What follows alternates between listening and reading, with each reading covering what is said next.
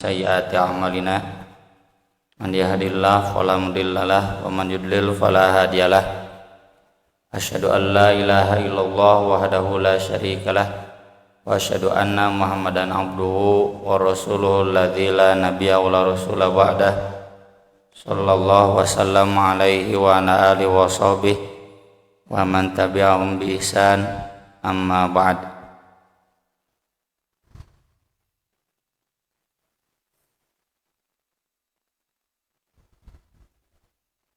Filenya dibuka, Pak.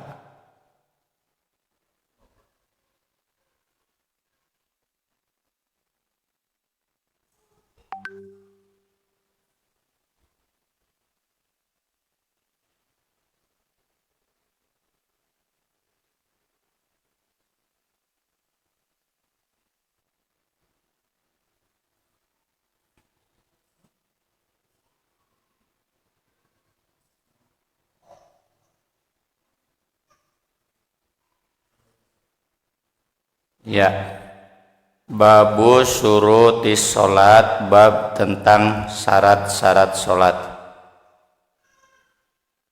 Sama nomor hadisnya nomor 220. Ini tentu yang dibahas adalah yang belum dibahas sebelumnya. Yang sudah dibahas sebelumnya, syarat sholat itu yang pertama adalah suci, baik suci dari hadas ataupun suci dari najis. Kalau suci dari najis berarti tidak ada najis di tubuh dan di tempat. Kalau suci dari hadas berarti punya wudu lah, ya bahasa sederhananya. Kemudian yang selanjutnya, syarat sholat itu harus pada waktunya, jangan di luar waktunya. Kemudian yang berikutnya, syarat sholat itu adalah azan, ya, azan dan iqomat, meski ini bukan syarat wajib. Nah sekarang syarat sholat itu di hadis nomor 220, an Ali bin Talqin radhiyallahu anhu qala Rasulullah sallallahu alaihi wasallam, idza fasa ahadukum fis shalah falyansurif. Jika kentut salah seorang di antara kalian ketika sholat, falyansurif, maka hendaklah dia berhenti dari sholatnya, wal yatawaddo, kemudian wudu'lah, wal yu'idis sholah, dan ulangi lagi sholatnya.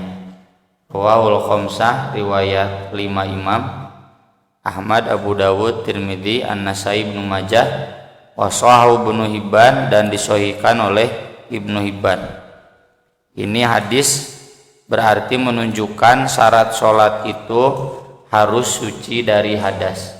Kalau kentut maka otomatis batal sholatnya dan harus diulang dari awal. Kentut di rakaat keempat sebelum salam, bukan wudu kemudian lanjut kira kisah salam deui, enggak ya, diulang lagi dari awal. Ini menunjukkan ketika syarat sholat hilang itu gugur sholatnya, meski sudah 4 rakaat tinggal salam, ya. Kalau syarat sholatnya hilang, gugur sholatnya, harus diulang dari awal. Kemudian hadis berikutnya ini tentang pakaian.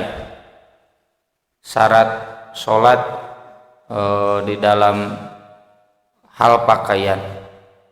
An Aisyah radhiyallahu anha annan nabiyya sallallahu alaihi wasallam maqal, la yaqbalullah, tidak akan menerima Allah sholata haidin, sholat perempuan yang sudah haid, maksudnya yang sudah baligh, illa bi khimarin, kecuali dengan berkerudung.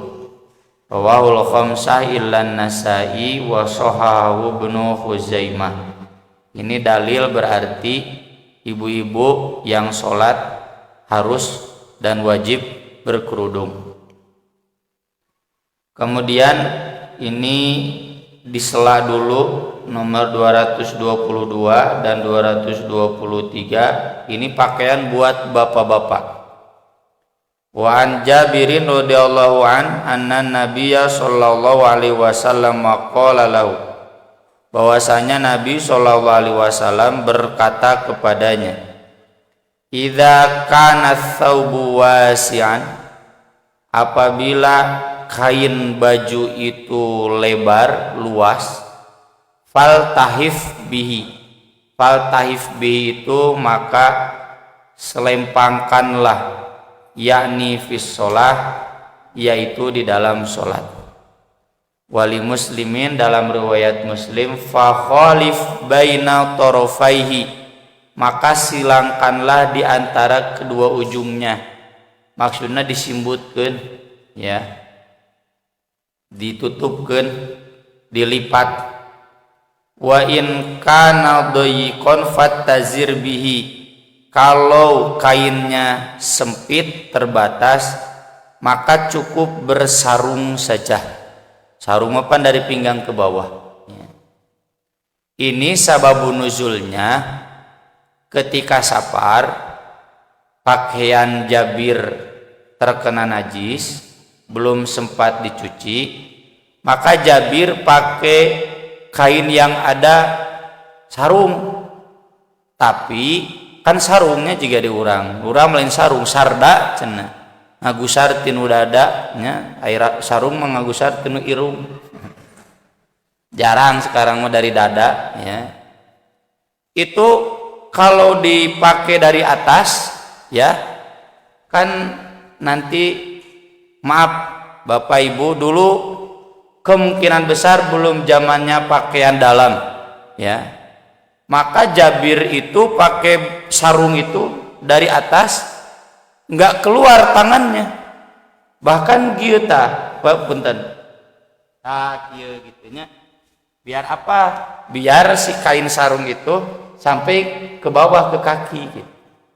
Nabi melihat khalif baina tarafaihi itu artinya dari atas pundak, dilipatkan dari atas pundak. Itu kalau kainnya besar, luas. Kalau pendek kayak sarung, cukup bersarung saja.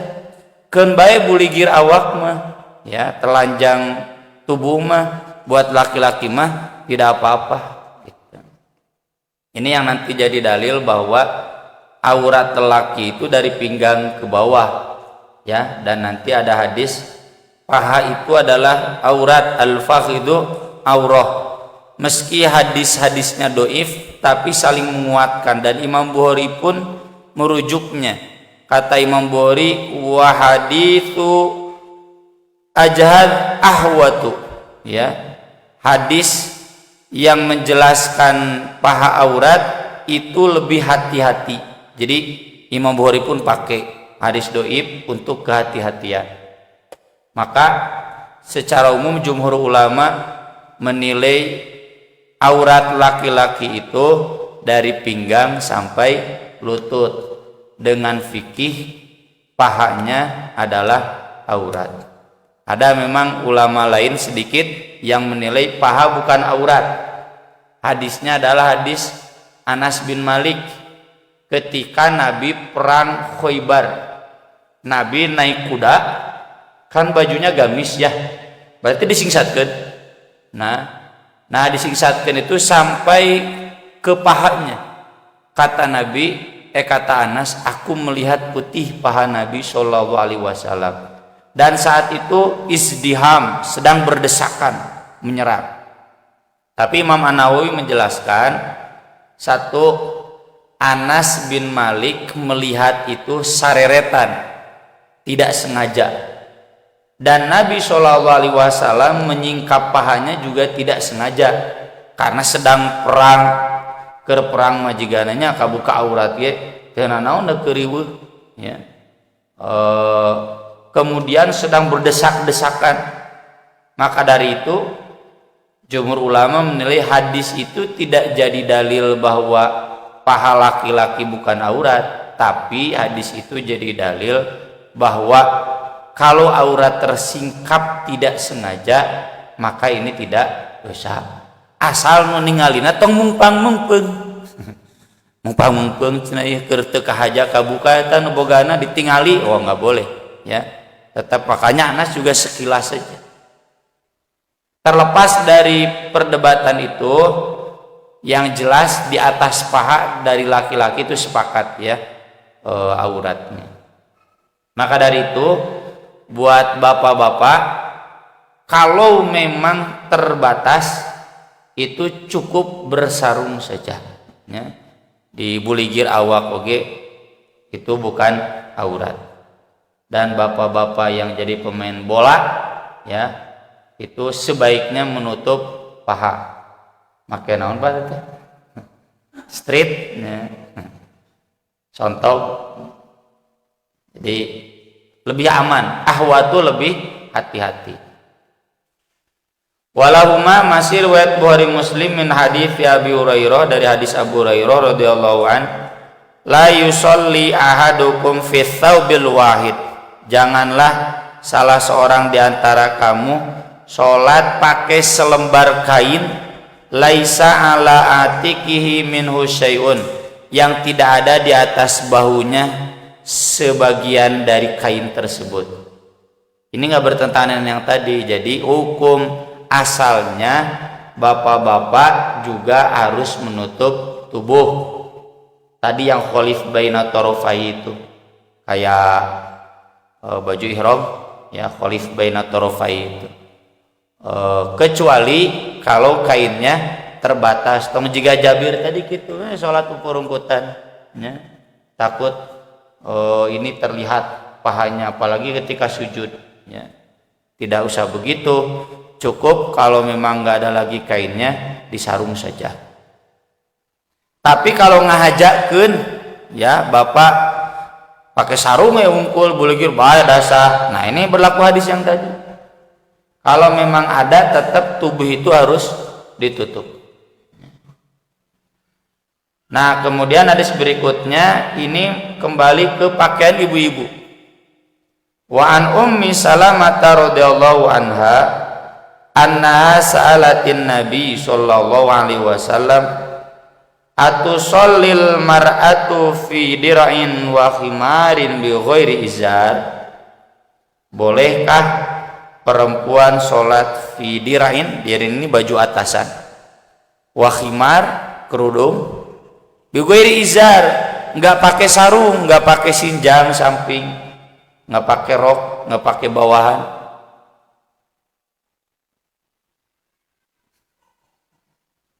Qala kayak ngaji lalin. Idza kana dir'u sabighun yughatti zuhura qadamaiha. Apabila baju atasan itu jatuh terurai ke bawah sampai menutupi punggung telapak kakinya ya. Ini jadi dalil ibu-ibu zaman Nabi pun pakaian itu ada 3. 1 khimar kerudung, 2 dir'un baju atasan, yang ketiga izar baju bawahan atau rok ya. Bukan berarti pakaian muslimah itu harus menyatu ya dari pundak ke bawah, disebut naon Bu? Acuk naon gitu teh? Gamis ya. Sampai saya pernah ditanya oleh seorang guru PNS bagian kesiswaan, Ustadz, di ana bodak SMA, bodak HTI can disebutkan HTI. Jadi seragam bodas teh dikaput dihijikeun jeung abu-abu. Ku ana teh dipanggil, nah cenah kitu seragam teh. Alasanna teh karena harus terurai ke bawah, teu meunang disambung. Ya. Jadi kalau dimasukkan itu katanya haram. Ustaz cenah kumaha eta teh? Saya jawab pakai hadis ini. Enggak, zaman Nabi juga ada dir'un pakaian atasan, ada izar terok ya kalau ibu-ibu atau sinjang, ada juga khimar, 3 boleh. Ada yang langsung dari bawah dari atas ke bawah ada, ini kan hadisnya.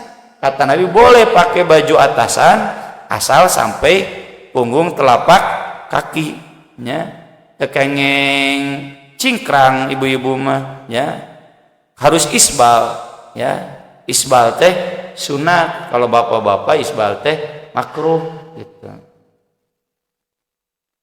Jadi gitu Ustaz. Oh cenah. Paling itu mah saya jawab nu diajarkan ku Ustaz Sodikin dulu di pesantren ya. Ustaz Sodikin itu dulu sering manggilan santri UG yang baju atasannya itu pas pantat atau di atas ya, jadi di bawah pinggang sedikit, panggil dirajia. Kata Ustaz Sodikin, baju santri perempuan itu harus melebihi, harus sampai paha ya. Di baju atasannya harus sampai paha. Mengapa? Itu kembali ke hadis yang umum bahwa Nabi SAW menceritakan di antara penghuni neraka itu nisaun kasiyatun ariyatun mumilatun mailatun mumilatun rusuhunna kasnimatil bukh. Riwayat Muslim. Perempuan yang berpakaian tapi telanjang, yang miring dan melenggak-lenggokkan tubuhnya, punuk mereka kepala mereka seperti punuk unta. Ikit wantanya kedai cicing. Yang dimaksud berpakaian tapi telanjang itu ada dua. Yang pokok ada banyak maknanya. Saya juga pernah tulis ya di salah satu tulisan saya di website juga ada, nanti kalau perlu di-share. Yang pertama, yang pakai pakaian tapi tidak menutup semua aurat, sebagiannya terbuka. Jadi berpakaian tapi telanjang. Yang kedua, berpakaian ngetat ya, ngaleput ya. Itu karena masih terlihat ya bentuk tubuhnya. Kemudian yang ketiga, berpakaiannya transparan ya, carang sampai masih terlihat auratnya. Nah, itu masuknya ke hadis yang itu. Jadi kenapa tidak dimasukkan ya baju perempuan ke roknya ya, karena untuk menutupi itu bagian di atas paha, sehingga baju itu dari atasan sampai paha begitu ya. Jadi ibu-ibu itu bajunya harus sampai bagian atas telapak kaki. Dan dalam hadis-hadis seputar pakaian perempuan termasuk dalam sholat itu tidak ada satupun yang memerintahkan pakai kaos kaki ya. Padahal kaos kaki zaman Nabi ada ya. Nah, kaos kaki itu nanti bagian dari fikih ya. Maka dari itu saya memang galak ya, santri untuk pakai kaos kaki, tahun kaos kaki na pondok bu dirajia, rajia suruh pulang ganti lamun itu ke kantin, jangan kaos kaki nupikeun kana tuur gitu. Ai santri oge duduk kan begini, santri perempuan nyingsat rokna katingali pan aurat ya. Cetek kudu nupikeun kana tuur ya. Makanya saya minta ke ibu kantin sadiaan kaos kaki nu panjang, jadi dirajia teh nggak usah disuruh pulang, suruh ganti kaos kaki meuli cetek gitu. Teu boga duit pang meulikeun ya. Fikihnya bagaimana? Fikihnya kembali ke hadis yang umum ya, di mana Nabi SAW bersabda bahwa perempuan itu yang boleh terlihat adalah wajah dan telapak tangan. Telapak tangan teh bu, ini dan ini, bukan ini saja. Yang disebut kafun itu pergelangan ente telapak tangan gitu. Tapi telapak tangannya dalam bahasa Arab itu ini dan ini. Soalnya saya lihat beberapa santri perempuan di pesanan saya ada yang pakai sarung tangan setengahnya. Kadieu ieu naman teh. Nah, teh cenah Ustaz pan telapak tangan ieu nama aurat tuh. Ya gitu aurat ya, ini telapak tangan. Nyari ditutup kabeh kumadinya aja teh. Atau kalaupun tidak nggak apa-apa, ini telapak tangan dan wajah. Nah, kaki tidak dikecualikan. Maka dari itu intinya kaki itu ditutup, ya. Cuma memang di zaman Nabi standar pakaian itu tidak sampai mewajibkan kaos kaki. Para ulama menyebutnya itu rukhsah buat ibu-ibu, ya. Jadi karena hari ini kaos kaki itu mudah didapatkan, ya, tidak susah. Sekarang pabrik kaos kaki di mana-mana, ya, maka lebih aman ibu-ibu selamat dari aurat, ya, tidak terlihat kaki, dua mata kaki sampai bagian bawah betis itu dengan pakai kaos kaki. Jadi itu fikih saja agar tidak tersingkap aurat. Tapi kalau perintah untuk berkaos kaki secara tekstual, maka itu tidak ada. Maka dari itu kita sebaiknya sedikit toleran, ya, kepada ibu-ibu dari Muslimat NU, ya, dari Muhammadiyah, sebagian Muhammadiyah mungkin, atau majelis-majelis taklim yang lain yang tidak berkaos kaki. Nggak usah berantem, ya, kalau mau dijelaskan silakan ibu pakai kaos kaki, ya, biar auratnya aman, tidak terlihat gitu. Da abdi mah cek kiai tong teu kudu make kaos kaki cenah, bisa juga orang Persis jeung PKS, wah geus teh mah ese. Bawa bendera gitu mah, ya. Jadi orang Salafi cenah gitu. Kalau memang dia kekeh, ya udah, karena memang di fikih mereka itu karena tidak ada perintah jadi tidak wajib, bagian dari rukhsah. Kalau fikih saya pribadi, perempuan itu harus pakai kaos kaki karena yang diizinkan terlihat pada intinya adalah wajah dan telapak tangan. Rukhsahnya sudah tidak, sebaiknya tidak diambil karena lebih riskan, ya. Maka dari itu ke istri saya, keluarga saya, atau santri-santri kami itu diwajibkan pakai kaos kaki.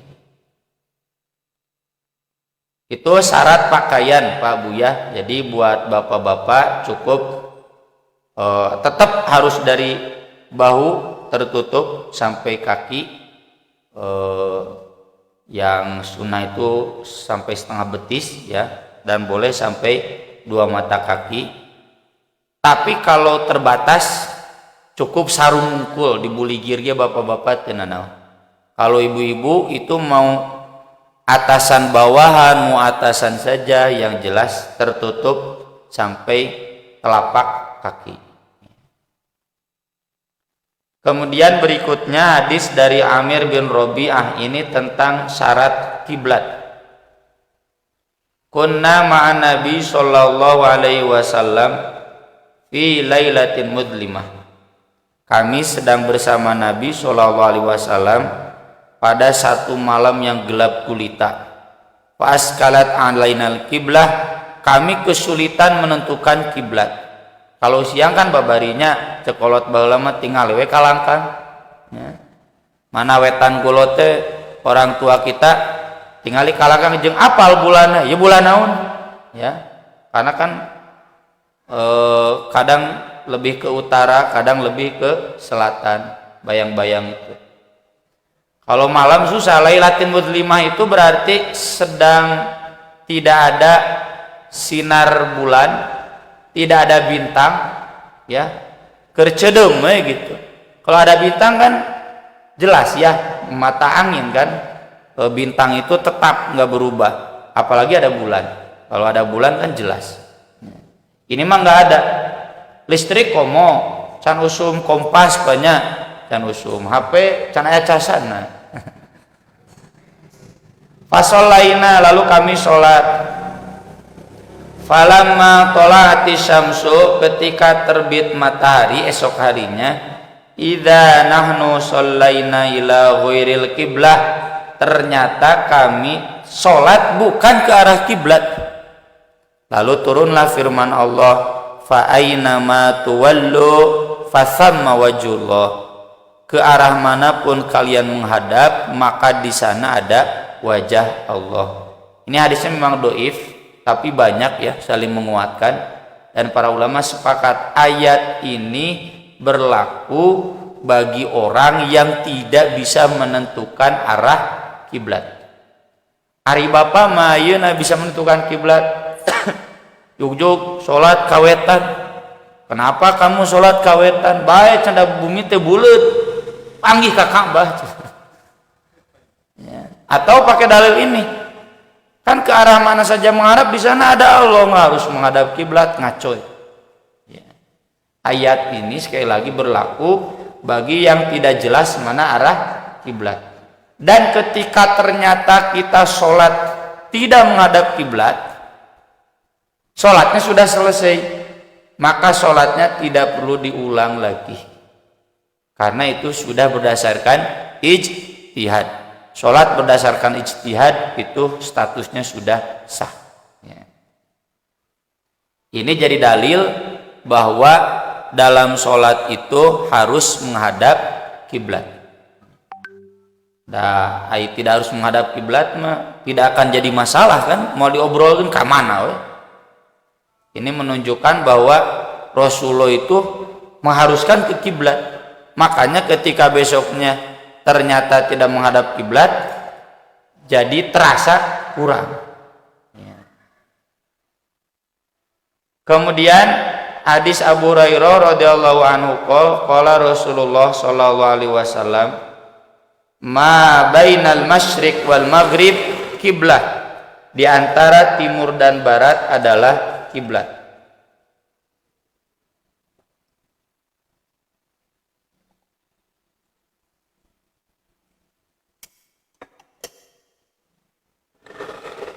Ini berlaku bagi penduduk Madinah yang mengarah ke Makkah.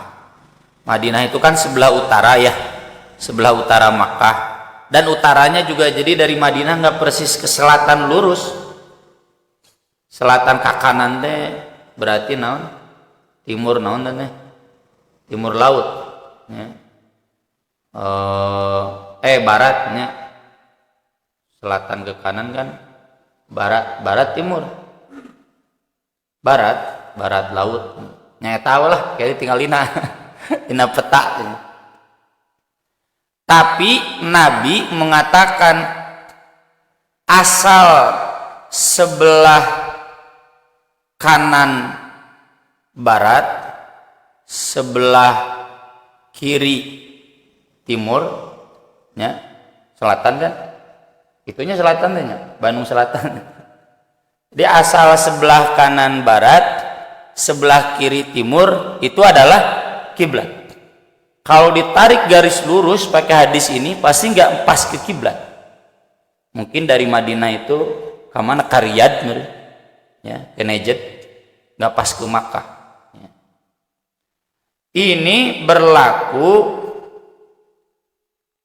bagi kiblat yang tidak jelas ainnya. Ain itu bungkele kanana, wujudnya.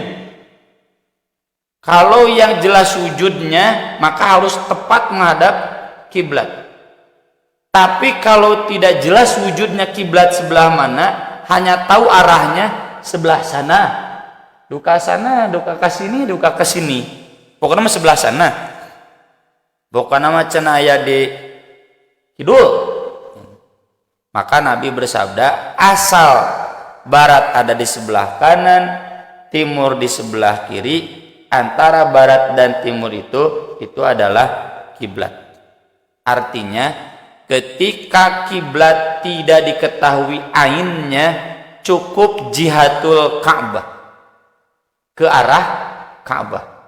Dan ini yang pernah jadi fatwa kontroversial ya, dari almarhum rahimahullah Kiai Haji siapa Pak yang Kiai NU Imam Masjid Istiqlal teh, Ali Mustafa Yakub ya. Beliau berfatwa kiblat itu yang penting ke barat, mau barat sedikit ke selatan, barat sedikit ke utara, nggak penting, pokoknya ke barat, karena Ka'bah ada di arah barat. Kalau kita mau ainul Ka'bah, Ka'bah itu kan lebarnya sakumbara meter. Maka kalau mau tepat dari Masjid Istiqlal itu katanya terus memanjang ke belakang sampai stasiun Gambir, stasiun Pasar Senen. Nggak boleh ke pinggir. Jadi Masjid Istiqlal dengan Ka'bah kan gede Masjid Istiqlal. Jadi nu pasti cenah nu tengah we, nu sisina moal ka Ka'bah. Nggak mungkin cenah fikih Ainul Ka'bah diterapkan di Indonesia karena Ka'bah itu lebih kecil daripada Istiqlal, apalagi kalau ditariknya dari Jakarta dan Bandung, ya nggak mungkin tepat. Pokoknya asal ke barat sudah, ya. Itu fikih NU. Jadi mengapa dulu ketika Kiai Haji Ahmad Dahlan ya mengoreksi kiblat masjid dan NU tidak respon karena fikih NU itu di kiblat itu jihatul Ka'bah. Jihatul Ka'bah itu penting arah mata anginnya pas. Kalau Ka'bah ada di sebelah barat, bukan mah ka barat teh ka mana we gitu. Cuma fikih beliau itu ya oleh MUI sendiri tidak terlalu direspon. Kenapa? Karena hari ini yang namanya Ainul Ka'bah mudah diketahui. Aya GPS-nya, pakai Google Map nya. Duka ka mana kayak arahna Google Map teh nunjukkeunana. Pokoknya ada mata anginnya kan. Itu jelas. Aplikasi juga banyak ya. Kiblat lokator kah atau apalah banyak, itu bisa jelas menunjuk. Dan saya saat itu wawancara Profesor Thomas Jamaluddin dan Dr. Mujira Harto, mungkin sudah profesor sekarang. Jadi kan yang namanya Ka'bah itu satu titik, Bandung satu titik, Jakarta satu titik. Ini berlaku teori bola langit ya. Makanya kalau kita belajar ilmu hisab, pertama kali belajar tentang bola langit, bukan bola dunia saja, tapi bola langit. Semuanya itu satu titik. Jadi Ka'bah satu titik, asal tepat titiknya itu ya, bangunan namanya mau tepat. Tapi ketika titiknya tepat, pas ya, pasti itu. Maka dari itu hadis ma bainal masyriq wal maghrib kiblah istinbatnya bagi yang tidak tahu spesifik Ka'bah ada di mana. Tapi bagi yang tahu spesifik Ka'bah ada di sebelah mana, contoh di masjid saya, Masjid At-Taubah, kan masjidnya ngulon. Maka setelah diukur ternyata bergeser ke sebelah kanan, jadi nyerong sabte. Atau kayak di Bio Farma ya. Di Bio Farma kan masjid dek dikitukeun nya da jadi jalan kapotong. Ya, maka bangunnya tetap, cuma garis masjidnya yang disesuaikan dengan kiblat. Di Bio Farma mah jadi ke kiri ya. Tapi bagus desainnya, jadi teka rasanya rong ya.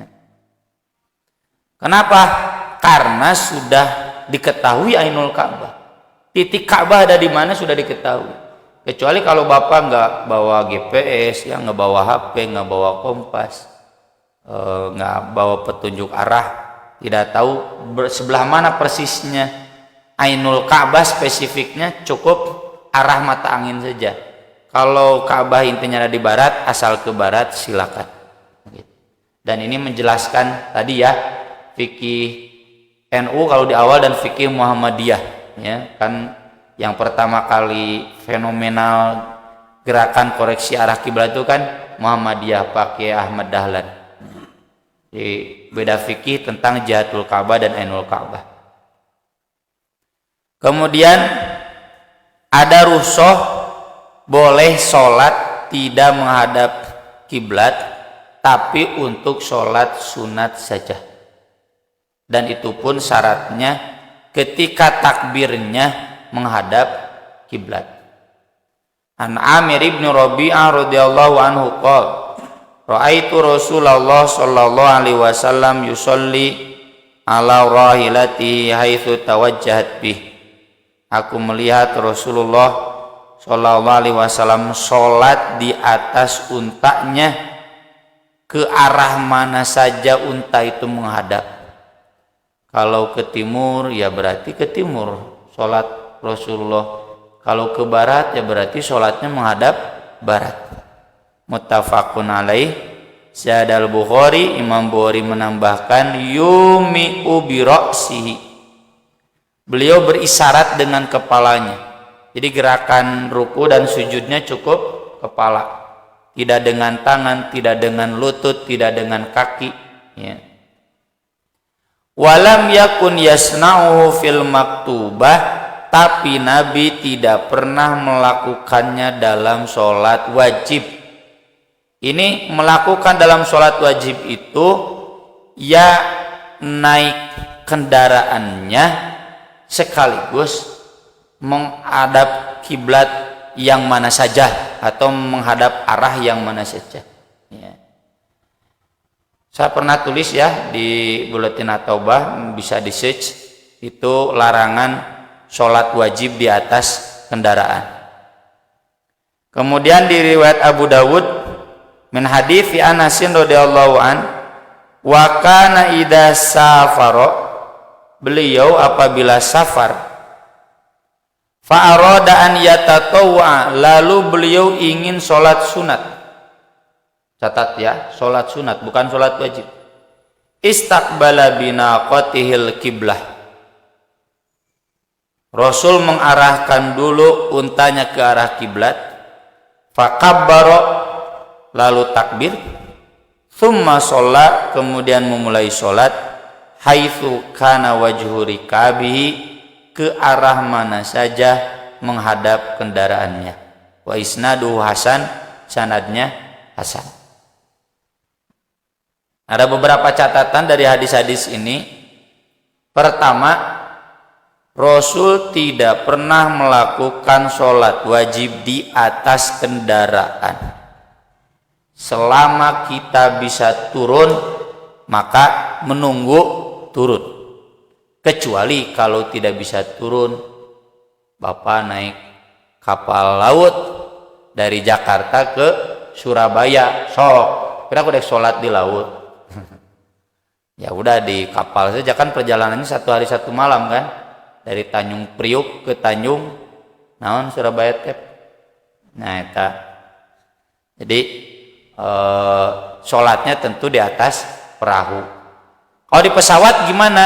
Ya sama, di pesawat juga kalau perjalanannya melintasi 2 waktu sholat, maka itu harus sholat di atas kendaraan. Contoh yang ke Ambon naik pesawatnya kan jam 1 malam, itu kan datang ke Ambon turun jam setengah 6, bukannya setengah 6, jam 6 lebih, ya. Itu kan sudah lewat waktu subuh, ya. Dan saya pernah can usum Android dari Pak kieu we polos, 1 jam lagi mendarat, tinggal itu jam 3, oh berarti jam 4 kaburulah gitu. Pas mendarat geus caang. Oh udah dikurangan 2 jam, ya harusnya jam 4 di kita, berarti kalau di Ambon sudah jam 6 gitu. Jadinya sholatnya kesiangan, ya. Sholat subuhnya. Jadi sekiranya kita tidak bisa turun lewat dari waktunya, maka boleh sholat di atas kendaraan. Saya dulu kuliah di Bogor, beres kuliah jam 4. Ke terminal itu setengah 5. Kalau naik bus Bogor di Baranang siang setengah 5, datang ke Bandung itu paling cepat jam 10, ya, hari Ahad itu, malam Senin itu. Jam 10, jam 9. Jarang jam 8, nyaris nggak pernah jam 9, paling cepat rata-rata jam 10. Kalau saya sholat maghrib di sana, bus terakhir ada setengah 7, tapi saya datang ke rumah setengah 12, 4 jam, ya, jalan tol, meski jalan tol.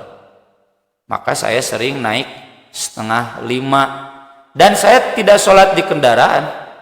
Kenapa? Karena masih bisa sholat di tempat, ya.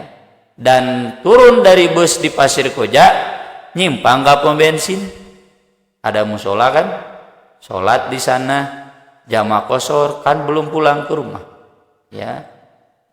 Kalaupun pernah lupa, pulang ke rumah, aduh can sholat di jamak tapi tanpa qashar karena sudah pulang ke rumah.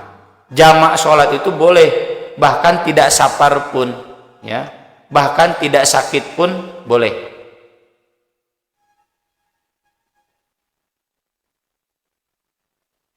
Ibnu Abbas meriwayatkan Nabi SAW pernah sholat di jamak di Madinah tanpa ada sakit ataupun hujan. Ibu-ibu nggak usah tanya safar henteu, piraku di Madinah safar. Dan Ibnu Abbas pernah mempraktikkan, beliau kajian ba'da asar lalu maghrib sengaja tidak berhenti sampai menjelang isya, sampai jamaahnya protes. Kata Ibnu Abbas, mun bahasa bobotoh mah aing ge apal cenah gitunya, apal cicing saya leuwih nyaho gitu. Lalu kemudian adzan isya, lalu kemudian Ibnu Abbas sholat berjamaah dengan jamaahnya maghrib lalu isya. Kata Ibnu Abbas tadi, ya hadisnya boleh, tapi sesekali, jangan unggal kali, ya. Dan kaitannya juga karena ibadah lain lalajo persib. Abang ya persib di jamaah sholat itu nggak boleh. Hajat misalnya yang sering saya ditanya itu oleh pengantin perempuan, Pak Ustadz cenah mensolatula buduna hese bersihan makeup pedang dan lila kaburu geusan. Boleh di jamaah boleh. Damual mungkin kawin tulu ya. Kawin sekali atau mungkin sesekali, ya. Jadi di jamaah, ya, di jamaah meski sudah di tempat.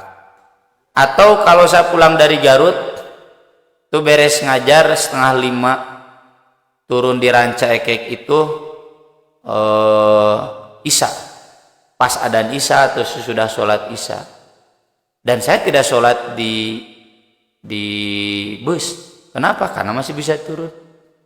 Atau ketika saya pulang dari Surabaya naik kereta jam 7, datang ke stasiun Bandung jam 7. Saya nggak sholat maghrib di kereta karena nanti turun di stasiun Bandung jam 7:30. Saya sholat maghrib dan isya di masjid stasiun Bandung, ya. Tapi kalau sholat duhur dan asar di atas kereta, ya. Bagaimana cenah kalau dari Bandung ke Surabaya pangetan banyak ke timur, tuh pakainya eksekutif, ya. Eksekutif mah kan bisa dikitu-kitu dah. Saya pernah, ya, musola, kalau saya di kereta api pasti cari musola, ya, ke gerbong tengah. Pak mau ikut sholat, oh silakan. Tak aya karyawan ke sarare geura, mau sholatnya jadi markotnya tempat sare. Maka saya cari kursi dan kemudian dipindahkan, tapi minta izin dulu sama yang depannya. Bu, punten izin mau sholat, ini sholatnya sholat tahajud. Begitu, jadi sebisa mungkin menghadap kiblat, dan kalaupun di kendaraan sebisa mungkin normal. Makanya saya pribadi kalau naik kereta api cari musola. Sholat tidak sambil duduk, biar ruku sujudnya normal dan menghadap kiblatnya jelas. Jadi kalau duhur asar saya di kereta, kemudian kalau maghrib dan isya ketika pulang dari Surabaya saya sholat di darat karena bisa turun. Nah, ini pernah pengalaman saya dengan ibu-ibu TK. Anak saya kan pernah TK, ya. Diumumkan kumudiroh teh, ya, kepala RA teh, kepala TKT, ibu-ibu pulang dari Ancol, nanti kita istirahat di Ciganea, keluar cenah di Purwakarta beli oleh-oleh. Saya tanya jam sabaraha Bu? Kinten-kinten cenah jam sebelum asar lah, jam 2-an cenah. Maaf, ba'da asar jam 5-an. Oh iya, istri saya juga udah udah tanya ya, maaf, malam ya, bada isya Pak cenah maghrib sholat engke pan turun isya kayak gitu, engke we di ditu di Purwakarta. Saya turun cari musola, hari ibu-ibu turun teh cari oleh-oleh gitu. Saya tanya, ibu-ibu kamarana nih sarolat heula. Atus Ustaz cenah tadi dina beus. Nah, salat di tiir aya mulai oleh teh di tiir. Lalicik ibu-ibu cenah. Oh, ini berarti ilmunya belum sampai ya. Padahal sholat itu tidak boleh di atas kendaraan, sholat wajib itu. Jadi harus di darat, tidak boleh di atas kendaraan. Kecuali kalau darurat tadi ya, nggak mungkin kita turun. Kemudian yang kedua, ini Rasul sholat apa? Kalau malam pasti sholat malam, ya. Tapi kalau siang sholat apa? Seandainya itu di luar waktu dua. Maka kalau kita baca keterangan para ulama, Rasul itu sholatnya disebut sholat mutlak. Sholat mutlak itu sholat yang tidak ada kategorisasinya. Sholat sunat yang terlepas dari kategorisasi. Mutlak itu kan terlepas dari kategorisasi. Tahiyatul masjid, piraku tahiyatul masjid dina onta. Ya, da moal mungkin onta dibawa ke masjid. Syukurul wudu sangat mungkin, tapi kan terus-terusan. Syukurul wudu masa kali. Sholat duha ini kan di waktu siang. Rawatib kumaha ya, sholat wajib nage Nabi kan di safar tidak sholat rawatib ya, sholat wajib juga di qashar. Naon deui ya, itu kata para ulama sholat mutlak. Dan sholat mutlak itu tidak ada batasan. Inilah akhlak safar Rasul. Di atas kendaraan itu sholat. Mun urang naon sok naik mobil, mau naik bus karaokean.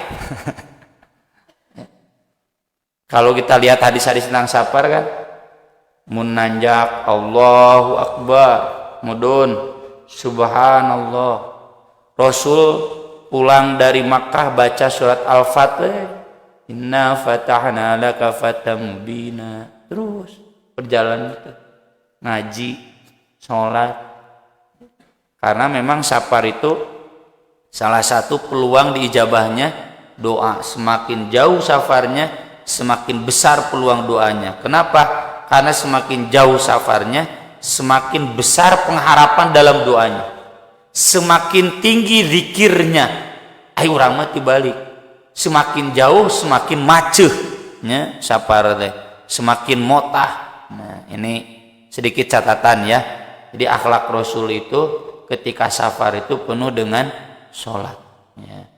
Dan inilah masih langka di antara kita, kecuali kalau rombongan itu yang saya pimpinannya. Tuh di grup WhatsApp sudah dikasih tahu, kemudian di bus dikasih tahu, nggak boleh ada musik yang jauh dari zikrullah. Komo nyanyian ka karaokean teu meunang, hanya zikir, mun teu salat gitu. Mun teu turun tong ini. Ya. Jadi begitu ya, kemudian biasakan baca zikir safar. Jadi nggak ada celah. Rasul itu dalam safar itu penuh dengan hura-hura, nggak ada, bahkan penuh dengan zikir, penuh dengan sholatnya. Kemudian yang ketiga, karena ini sholat sunat, berarti boleh menghadap ke arah mana saja, asal ketika takbir yang pertama itu menghadap kiblat.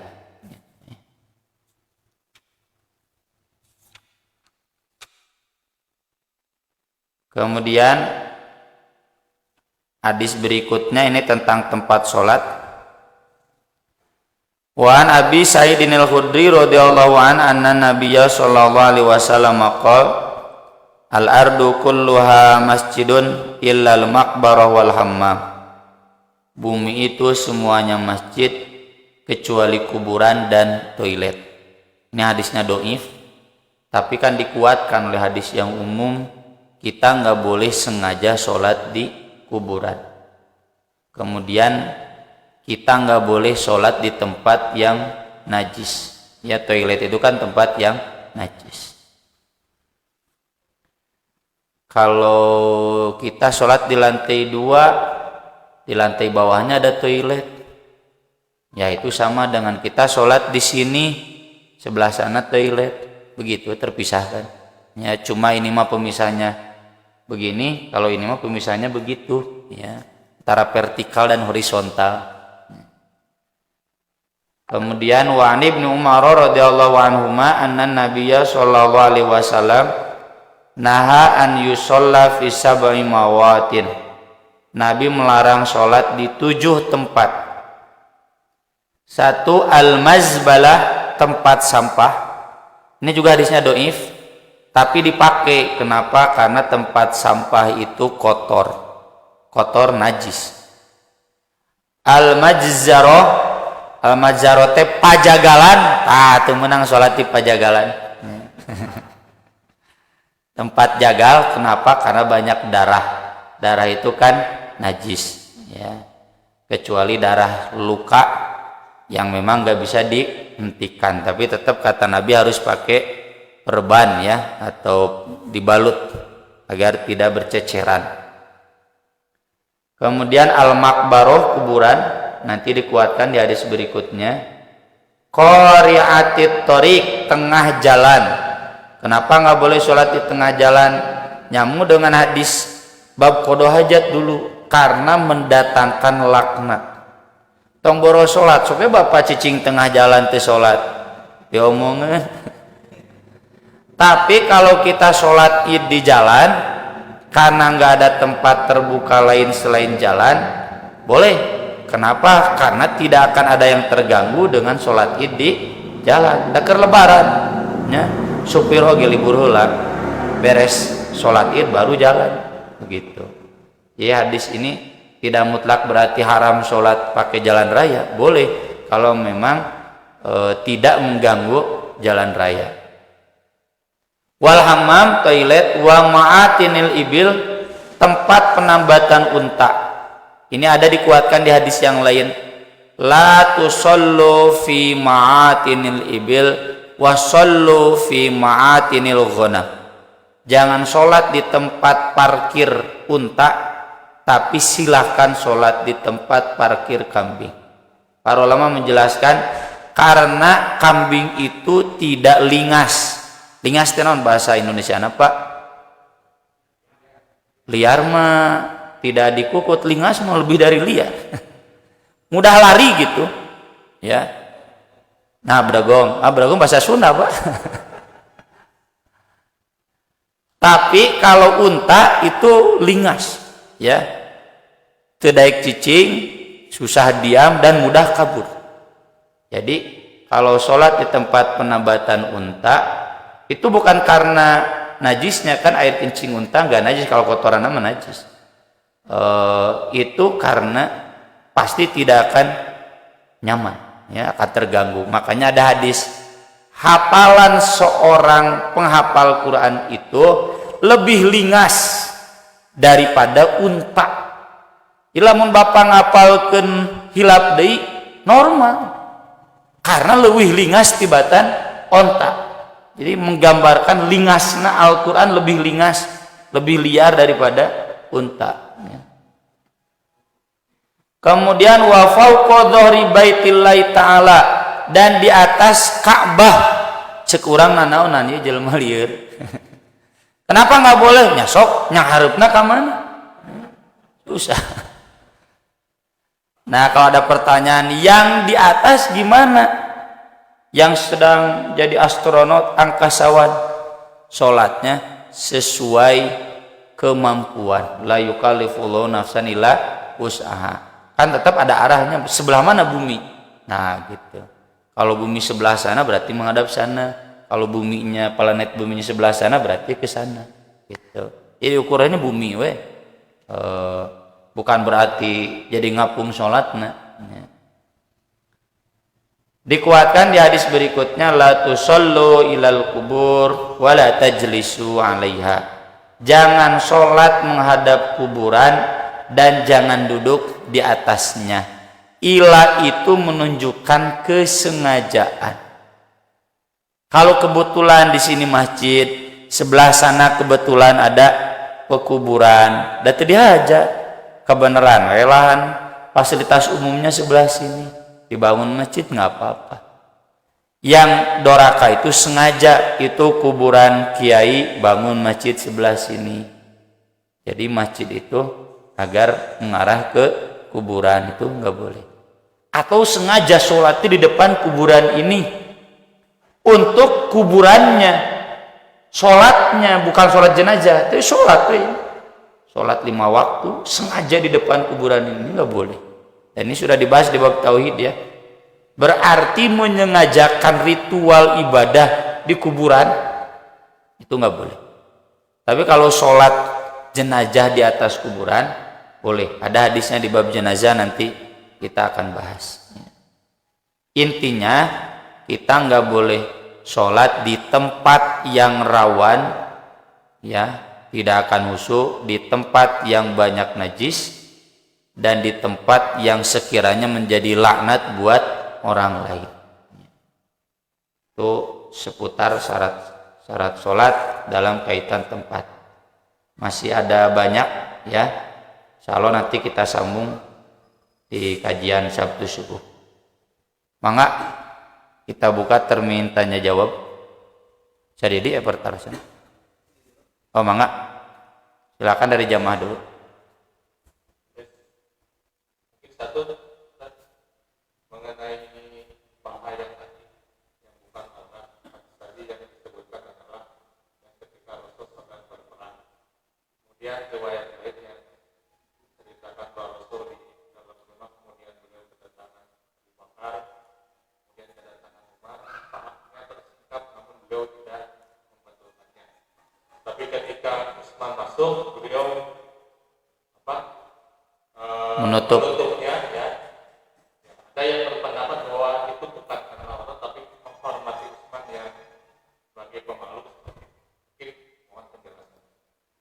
Ya, itu yang tadi saya singgung. Jadi tergantung mazhabnya. Imam Bukhari sendiri mengatakan wa haditsu Anasin asnadu. Hadis Anas itu lebih sahih. Tapi wa hadisu Jarhad ahwatu. Hadis Jarhad yang mengatakan paha aurat itu lebih hati-hati. Jadi amannya sudah ditutup saja.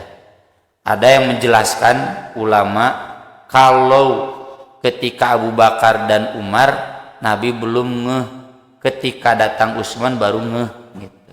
Ternyata pahanya terbuka gitu. Jadi ada pemahaman seperti itu. Dan sekali lagi tadi ini kan ada 2 mazhab, mangga Bapak badai futsal nganggo kolor yang sampai paha, Pak Abdi mau diprotes Pak ya. Cuma kalau saya nggak akan mengamalkan gitu aja ya. Dan saya tidak berhak untuk intervensi ke fikih Bapak yang menilai paha bukan aurat ya. Tapi saya ikut mazhab Imam Bukhari yang sebaiknya untuk kehati-hatian paha itu yang laki-laki harus ditutup. Pak Ustadz punten abdi masih acan jelas nyungkeun dijelaskan perkawis haramna asuransi konvensional naon bentenna sareng BPJS ya. BPJS itu kan asuransi konvensional. Kenapa? Karena ada akad jual beli yang goror. Orang ikut asuransi konvensional itu untuk membeli sesuatu, tapi sesuatu itu nggak jelas kapannya ya. Maka dari itu ini salah satu unsur haram. Kalau dikatakan bahwa saya ikut BPJS niatnya sosial saja, tapi faktanya tidak sosial, faktanya jual beli. Makanya ada kelas 1, ada kelas 2, ada kelas 3. Sok Bapak daftar BPJS kelas 3 di layanan misalkan kelas 1, untungnya tinggi teh kelas 3 kelas 1. Kelas 1 ya yang tinggi. Atau Bapak daftar kelas 1 ternyata dilayani kelas 3, kan rugi, merasa rugi, menunjukkan bahwa akad awalnya bukan akad sosial tapi akad jual beli. Kalau memang akad sosial seharusnya ngantri itu di lembaga zakat. Faktanya kan tidak, ngantri itu di lembaga BPJS. Itu orang ngantri di BPJS sekarang untuk membeli sesuatu yang belum jelas. Belum jelas dan tidak akan pernah jelas. Karena kapan sakit, kapan celaka, itu nggak ada yang bisa memastikan. Karena ketidakjelasan itu pula nanti akan terjadi saling memakan harta. Contoh, Bapak daftar BPJS itu baru 10 juta yang masuk. Tapi ketika dirawat COVID kemarin, tetangga saya ada yang 35 juta. Ada juga guru saya sampai 85 juta.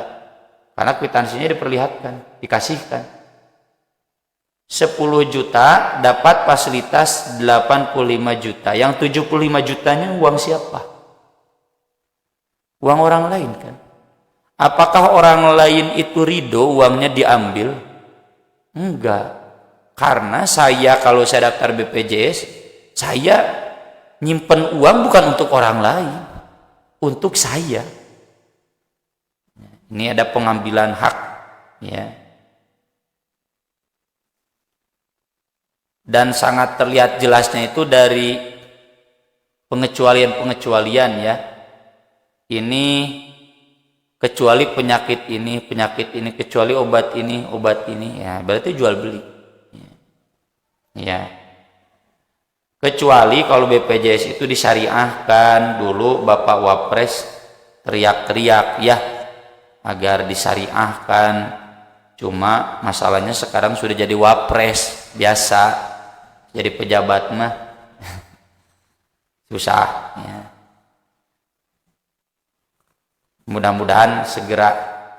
Bisakah kita bikin BPJS syariah? Bisa Bu, minimal di masjid. Nah kalau di masjid kan ada dana sosial. Bapak Ibu ketika nyumbang dana sosial kan nggak ada tuntutan saya harus dapat fasilitas kalau saya sakit, nggak ada. Di pesantren kami itu setiap hari ada kenceleng sodakoh. Ustadz, karyawan, santri. Dan itu diniatkan sodakoh. Jadi kalau ada yang sakit ngambil dari sana. Kalau ada yang kelahiran atau pernikahan ngambil dari sana. Dan seandainya saya sakit lalu tidak disumbang dari sana, saya nggak sakit hati karena memang niatnya itu murni sodakoh. Ya. Nggak ada, saya kan sering sodako, kenapa saya nggak dikasih dari kencel itu? Nggak begitu, itu asli sodako dan itu nggak ada di BPJS ya. Jadi dalam asuransi konvensional itu akan terjadi saling memakan harta yang tidak diizinkan atau yang batil. Yang kedua, dalam asuransi konvensional itu ada umroh dan rukbah. Umroh dan rukbah itu memberi hibah tapi bersyarat. Ini saya kasih ke kamu, tapi kalau kamu mati duluan kembali ke saya. Kalau saya mati duluan ini buat kamu. Atuh si itu tengah doakeun simpai. Itu hibah seperti itu kata Nabi haram. Atau yang mengatakan ini saya kasih kamu seumur hidup kamu, kalau kamu meninggal ini jadi milik saya lagi. Itu hibah seperti itu haram karena bahasa Sundana pabalik letah. Nah dalam asuransi konvensional kan ada itu ya.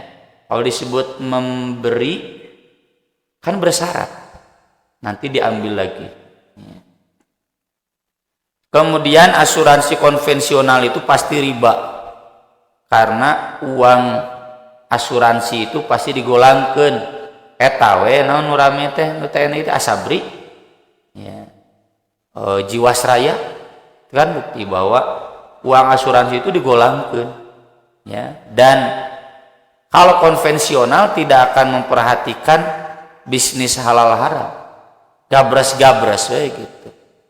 Dan kita kalau dapat komisi dari asuransi itu komisinya adalah komisi yang haram karena hasil dari riba.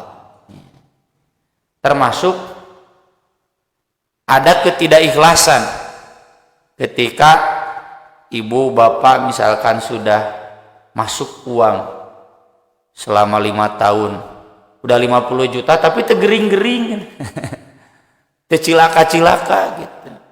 Nah ini ada ketidakikhlasan kan yang diambil nggak semuanya, seandainya berhenti nggak semuanya, tetap saja sebagian. Nah ini tidak ada antarodin, tidak ada saling ridho dalam asuransi konvensional. Yang tadi saya jelaskan itu boleh ada kalau asuransinya syariah. Asuransi syariah itu akadnya 3. Ada akad tabarruk, tabarruk itu sukarela. Ada akad mudorobah, bisnis. Lalu ada satu lagi akad jual beli. Ya. Tabarruk inilah nanti ketika kita tadi sakit 10 juta tapi ternyata biayanya 85 juta, yang 75 juta lagi diambil dari tabarruk karena memang sudah diikhlaskan. Ada yang mudorobah. Mudorobah itu dari sini kita dapat komisi dari bisnis asuransi karena mudorobah itu nanam modal dan kita nanti dapat bagi hasil. Satu lagi wadiah, nyimpen, ini yang bisa diambil tapi tanpa komisi ya. Sampai dibedakan akadnya dan nanti peruntukannya harus jujur si asuransi itu. Berapa dana tabarruk, berapa dana mudorobah, berapa dana wadiah, itu nggak boleh hilang. Kalau dana tabarruk nggak usah kembali lagi karena sudah disodakohkan. BPJS ini kecuali kalau darurat ya, silakan. Dan darurat itu patokannya itu kalau mati ya, kalau penyakit yang nggak bisa disembuhkan. Sebaik-baiknya saum sunat adalah saum Nabi Dawud. Apakah yang rutin dilakukan Nabi SAW saum Senin Kamis ataukah saum Dawud? Sebaik-baiknya saum sunat mah saum Muharram. Nih, saya harusnya saum ya. Cuma sekarang ada acara silaturahmi alumni, geus diwanti-wanti Ustaz tong saum. Bisa nggak saum? Ya. Saum Muharram itu saum di bulan Muharram. Jadi hadisnya kan sebaik-baiknya saum sesudah saum Ramadan saum syahrillah al-Muharram. Sebaik-baiknya sholat sesudah sholat fardu, sholat malam, sholat tahajud ya. Sebaik-baiknya saum. Nabi itu saumnya sudah lebih dari saum Dawud dan saum Senin Kamis.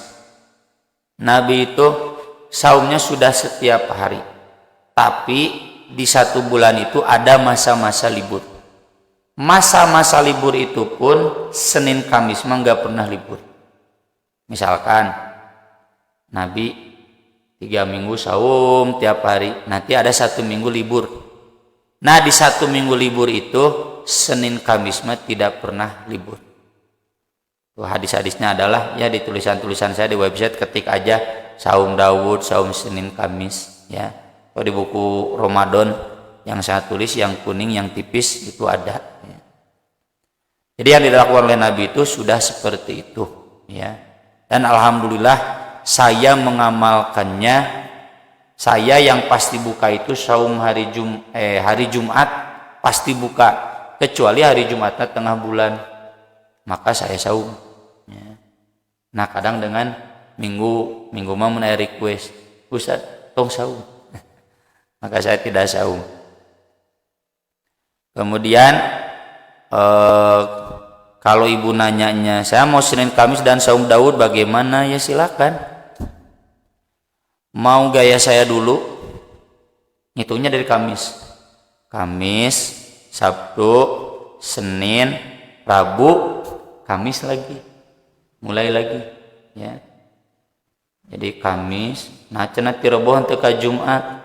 Nyakeun bae saum Kamis. Lalu Sabtu saum Daud kan, Jumatnya tidak begitu. Atau kalau teman saya, ada teman senior saya, kalau tadi Bu ya, Kamis, kemudian Sabtu, Senin, Rabu, Kamis, Jumat. Nah teh Jumat puasa, apaan cenah? Rebo saum Daud, aya eta Kamis. Nya Kamis saum Kamis, apaan saum Daud teh selang sapoe gitu. Eta usad cenah ti rebo ka Kamis, nya puguh rebo saum Daud, Kamis saum Kamis. Tapi silakan lah. Saya juga saum udah tiap hari ya, saum seperti Nabi itu udah enggak usah liweuh kategorisasi. Urang liweuh kategorisasi terutama teh saum gitu. Ya, saum itu tiap hari juga boleh. Sahabat Nabi banyak yang saum tiap hari. Aisyah, Umar bin Khattab, Abdullah bin Umar, Asma binti Abu Thalib, Abu Darda, Tolhah, Abu Tolhah, ya, Anas bin Malik. Umar bin Khattab itu sampai mengimami sholat subuh yang belum ditusuk itu dalam keadaan saum. Ya, atharnya banyak. Aisyah sampai wafatnya beliau saum tiap hari. Ya.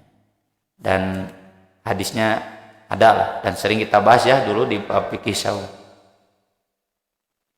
Bismillah, izin bertanya Ustaz, sebelum amin pas baca Al-Fatihah ada sebagian yang suka baca Rabbik firli, apa hukumnya bid'ah? Nah kalau ini saya belum bisa kasih toleransi karena hadisnya doif, maudhu, jadi bid'ah. Mohon penjelasannya Ustaz. Ada di website Tafakuh ya, tulisan salah seorang pengajar pesantren kami, Ustaz Robi, hadisnya doif bahkan maudhu, maka dari itu bid'ah. Langsung saja di hadis-hadis yang sahih, wa idza qala waladhdallin faqulu amin. Ngada Rabbik firli. Bismillah, Ustaz mau tanya, kalau perempuan setelah melahirkan kadang suka keluar angin, tapi keluarnya dari depan bukan belakang, apakah membatalkan sholat atau wudhu jika keluar angin dari depan? Tidak, ya. Keluar angin yang membatalkan itu yang dari belakang, atau keluar angin dari mulut, terabe teman Bu. Tidak batal ya. Atau sada darderdor di perut, ya, angin di dalam teman, ya. Tapi kan kayak kentut ya terasanya, itu juga nggak batal. Jadi yang disebut fusaun itu, fasa itu kalau dari jalur yang resmi, ya. Kalau dari jalur yang tidak resmi mah tidak batal. Apakah boleh wudhu di kamar mandi dengan hanya memakai handuk sekalian mandi? Ya kan Nabi juga wudhu sambil telanjang kan, sambil mandi. Masa mandi pakai baju? Ya. Boleh. Ya. Yang nggak boleh itu kalau ibu buka aurat terlihat oleh orang lain. Ya. Meskipun tidak di toilet. Ya. Meskipun di toilet, katingali ke batur mah nggak boleh, kecuali oleh suami nggak apa-apa. Kemudian yang nggak boleh itu aurat tersingkap di dalam sholat atau di luar sholat pun terlihat oleh orang lain. Kalau tidak terlihat oleh orang lain nggak apa-apa. Wudhu di toilet juga di kamar mandi boleh, asal bersih ya, tidak ada najis. Pak Ustaz, badai naros kalau sholat memakai mukena tetapi di dalamnya hanya memakai handuk saja.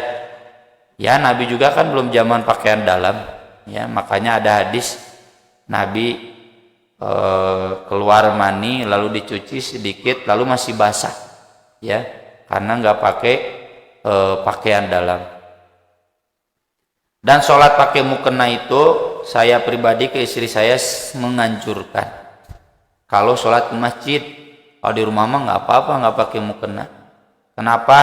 Karena Nabi memerintahkan ibu-ibu yang sholat di masjid wal yakhrujna tafilat, keluarlah dalam keadaan tidak dandan. Dan nanti lain make up ya, termasuk baju. Ya, saya pernah ditanya oleh saya mahasiswi, jadi cenah Ustaz kumaha tuh dandan teh? Diboeh we diboeh. itu mukena da can abdi mah teu gaduh mukena atuh meuli boeh cete gitu. Jadi maksud saya ya kalau memang nggak bisa mukena nggak bawa ya malum santri-santri di kami dari ajar kena sehari-hari berjilbab jadi nggak bawa mukena nggak punya mukena ya sehari-hari kan sudah menutup ini pakai manset pakai kaos kaki sudah sempurna. Khawatir kan tafilat itu jadi jangan pakai baju luar itu risan baju yang indah ya ibu-ibu itu pakai mukena ya, agar tidak memancing perhatian tapi da ieu namanya mukena oge gambarna frozen ibu-ibu teh ya. Jadi kalau mukenanya bercorak-corak ya keneh berarti dandan-dandan keneh meski tidak mempengaruhi sahnya sholat tapi itu anjuran ya sunnahnya ibu-ibu itu ke masjid kalau sholat tidak dandan berarti pakai mukena lah kalau kearifan lokal dulu. Sah tidak sholatnya seorang wanita jika hanya menggunakan sarung tangan. Naon bu? Maksudnya mungkin tidak pakai sarung tangan ya sah asal ininya sampai pergelangan. Nah ini yang nggak pakai manset gimana kalau di fikih Nahdiyin ini itu yang penting bajunya begini kalau masalah tersinggap tidak sengaja nggak apa-apa tapi kalau saya kami ya terutama di pesantren perempuan yang nggak pakai manset tadi suruh pulang atau ke kantin beli ya kalau nggak ada di kantin suruh pulang pakai manset datang lagi ya karena kalau begini ini sudah masuk aurat bu ya dipakai manset. Kalau hanya menggunakan sarung tangan ya pasti batal atunya biraku sarung tangan unggul nu lainna nggak pakai. Kalau maksudnya sholat dengan menggunakan sarung tangan ya boleh ditutup. Yang nggak boleh itu ketika ihram. Kalau ketika ihram nggak boleh pakai sarung tangan, nggak boleh pakai cadar. Tapi kalau sholat nggak ada larangan sholat pakai sarung tangan, nggak ada larangan sholat pakai cadar. Cukup? Ada lagi? Cukup ya. Terima kasih atas perhatiannya. Mudah-mudahan bermanfaat. Mohon maaf atas segala kekurangannya. Aku qouli hadza wa astaghfirullah li wa lakum. Subhanakallahumma bihamdik asyhadu an la ilaha illa anta astaghfiruka wa atubu ilaik. Wassalatu wassalamu ala Rasulillah. Wassalamualaikum warahmatullahi wabarakatuh.